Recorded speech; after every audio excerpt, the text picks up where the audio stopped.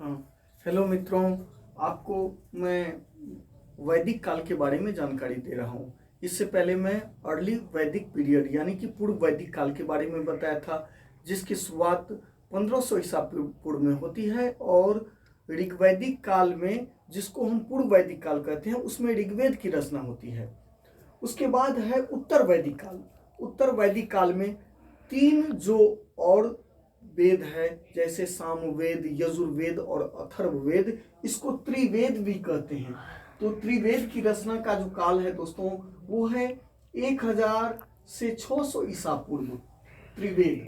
अब उसके बाद आरण्यक, ब्राह्मण ग्रंथ और उपनिषद, यानी कि तीन जो वेद है, सामवेद, यजुर्वेद और अथर्ववेद, इसकी रचना उत्तर वैदिक काल में 1000 से 600 ईसा पूर्व में हुई। साथ ही आरण्यक, ब्राह्मण ग्रंथ और उपनिषद की भी रचना का काल यही था। मुख्य केंद्र, इस उत्तर वैदिक काल का मुख्य केंद्र मध्य प्रदेश था दोस्तों। उसके बाद महत्वपूर्ण जो राज्य थे उत्तर वैदिक काल में, कुरु और पंचाल। उसमें पंचाल सर्वाधिक विकसित राज्य था दोस्तों। परीक्षित, जनमेजय कुरु के राजा थे। परीक्षित और जनमेजय के कहाँ के राजा थे? कुरु के राजा थे। और महाभारत के युद्ध का भी उल्लेख यहाँ देखने को मिलता है। जो महाभारत का युद्ध 18 दिनों तक चला था। राजा की उत्पत्ति का सिद्धांत सर्वप्रथम ऐत्रेय ब्राह्मण में देखने को मिलता है। और राष्ट्र नामक शब्द का उल्लेख भी सर्वप्रथम उत्तर वैदिक काल में ही देखने को मिलता है। दोस्तों, उत्तर वैदिक काल में राजा अपने शक्ति के और शौर्य के प्रदर्शन के लिए यज्ञ किया करते थे।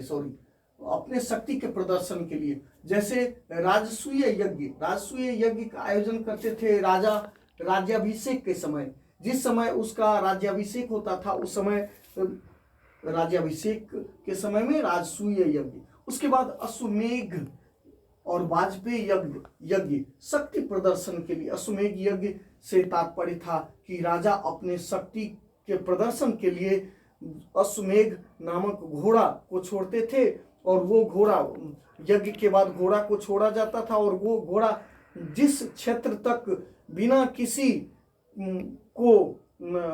किसी राजा के द्वारा या बिना किसी व्यक्ति के द्वारा, वो जहां तक जिस क्षेत्र तक आगे बढ़ता था, उस क्षेत्र तक उसी राजा का साम्राज्य माना जाता था। और बाद में उस क्षेत्र जहां तक वो पहुंच जाता था, वो यज्ञ का घोड़ा, उस क्षेत्र के सभी राजा आके उस जो राजा घोड़ा छोड़ते थे, उसके यहाँ आके उसको उपहार देते थे। तो ये हो गया आपको अश्वमेघ और वाजपेयी यज्ञ। भगवान श्री राम भी अश्वमेघ यज्ञ का आयोजन किए थे। उसके बाद शतपथ ब्राह्मण में 13 रत्नियों का उल्लेख है। 13 रत्नियों का मतलब हो गया राजा को सहायता देने के लिए, राजकाज में सहायता के लिए विभिन्न प्रकार के अलग अलग पदाधिकारियों की नियुक्ति हुई थी, जिसमें कुछ संग्रहित, सारथी या कोषाध्यक्ष। संग्रहित किसको कहा गया? सारथी या कोषाध्यक्ष को। भागधुक कर संग्रहकर्ता को गोविकर्तन आखेटक को कहा गया। पालागल संदेशवाहक को कहा गया। उसके बाद कर का 16वां भाग लिया जाता था, यानी कि वैश्य ही कर अदा करते थे उस समय, और कर का 16वां भाग वैश्यों से लिया जाता था। अक्षवाप, आय व्यय का लेखा जोखा रखने वाला पदाधिकारी। तो ये पदाधिकारी ये महत्वपूर्ण है दोस्तों कि 13 रत्नियों का चर्चा। रत्नी मतलब पदाधिकारी हो गया, संग्रहित मतलब कोषाध्यक्ष हो गया, भागधुक मतलब हो कर संग्रहकर्ता, गोविकर्तन, आखेटक, पालागल संदेशवाहक, और अक्षवाप आय व्यय का लेखा जोखा रखने वाला। उसके बाद लोहे का इस समय प्रयोग प्रारंभ हो गया था दोस्तों। तो लोहे को यहाँ उत्तर वैदिक काल में श्याम अयस और कृष्ण अयस कहा गया।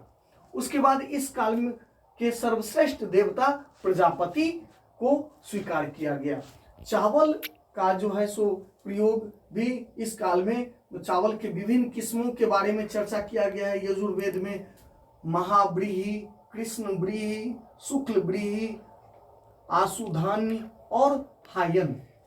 उसके बाद 4 प्रकार के आपको पुरोहित होते थे दोस्तों इस काल में। होता जो ऋग्वेद के जो आपको पुरोहित होते थे, ऋक् संहिता के जो है सो रचयिता संयोजक। उसके बाद उद्गाता सामवेद का गायन करते थे, उद्गाता सामवेद का गायन, अर्धवर्यु यजुर्वेद का गायन।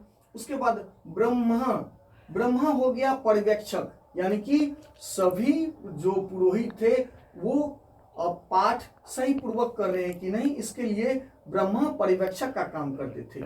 उसके बाद भाग, यहाँ कर के रूप में इसका प्रयोग हुआ है। वैश्य जो है सो ज्यादातर हम बताए हैं कि वैसे ही कर देते थे, कर को भाग कहा गया है। कुल शब्द का सर्वप्रथम उल्लेख उत्तर वैदिक काल में ही देखने को मिलता है, और कुल से फिर गोत्र बनता है दोस्तों। गोत्र व्यवस्था का भी प्रमाण सर्वप्रथम उत्तर वैदिक काल में हुआ है, और अथर्ववेद में गोत्र व्यवस्था का उल्लेख कहाँ हुआ है? अथर्ववेद में। उसके बाद सर्वप्रथम जाबालोपनिषद में चारों आश्रम, यानी कि 4 आश्रम में दोस्तों कौन कौन सा है? ब्रह्मचर्य आश्रम, गृहस्थ आश्रम, वानप्रस्थ आश्रम और संन्यास आश्रम। तो ब्रह्मचर्य आश्रम 0 से 25 साल तक का जो उम्र होता है वो ब्रह्मचारी का उम्र होता है, जिसमें सिर्फ विद्या अध्ययन पर ही पूर्णतया जो है सो ध्यान केंद्रित किया जाता है। विद्यार्थी का जीवन हो गया ब्रह्मचारी आश्रम, जो आपको उस समय गुरुकुल में बच्चे लोग पढ़ाई करते थे, तो वो ब्रह्मचर्य में आश्रम हो गया। उसके बाद ब्रह्मचर्य आश्रम, उसके बाद गृहस्थ आश्रम 25 से 50 साल तक का जो उम्र निर्धारित किया गया था वो गृहस्थ आश्रम, यानी कि 25 साल के बाद वैवाहिक गृह जीवन में प्रवेश करने को गृहस्थ आश्रम कहा गया।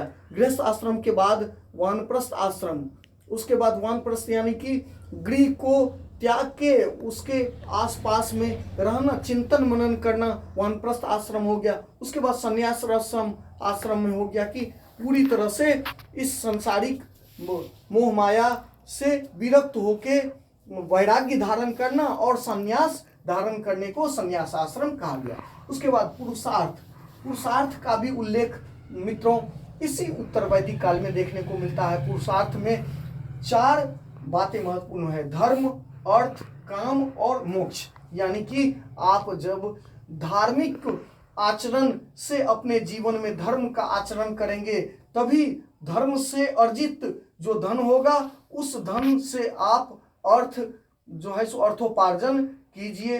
अर्थोपार्जन के बाद आप काम जो है सो सत्कर्म कीजिए, और सत्कर्म के बाद आपको मोक्ष की प्राप्ति होती है।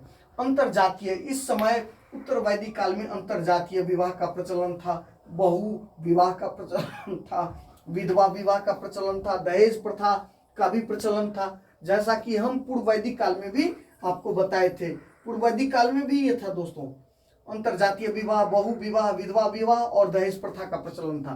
परंतु बाल विवाह, पर्दा प्रथा और सती प्रथा का उल्लेख इस उत्तर वैदिक काल में देखने को नहीं मिलता है। स्त्रियों की दशा पूर्व वैदिक काल की तुलना में उत्तर वैदिक काल में कुछ ह्रास देखने को मिलता है, यानी कि पूर्व वैदिक काल, ऋग्वैदिक काल में स्त्रियों की दशा उत्तर वैदिक काल की तुलना में बेहतर था। शतपथ ब्राह्मण में कुछ महत्वपूर्ण जो स्त्रियां थी जो काफी विद्वान और विदुषी थी, उसके बारे में चर्चा है, जैसे गार्गी, मैत्रेयी, प्रासीतयी, कात्यायनी, सुलभा। जैसे गार्गी, मैत्रेयी, प्रासीतयी, कात्यायनी और सुलभा। कैवर्त शब्द का चर्चा मछुआरे के लिए किया गया है दोस्तों। अतरंजी खेरा, हस्तिनापुर से चावल का साक्ष्य मिला है। चावल को कृष्ण व्रीहि, यजुर्, हम पहले ही बताए हैं चावल को का 5 किस्म था: महाव्रीहि, कृष्ण व्रीहि, शुक्ल व्रीहि। उसके बाद गेहूं के लिए गोधूम शब्द का प्रयोग हुआ है उत्तर वैदिक काल में। पृथुवैन हल एवं कृषि का आविष्कार करता था। थैंक यू दोस्तों, नमस्कार। आपको हमारा वीडियो अच्छा लगे तो आप लाइक करें और सब्सक्राइब करें।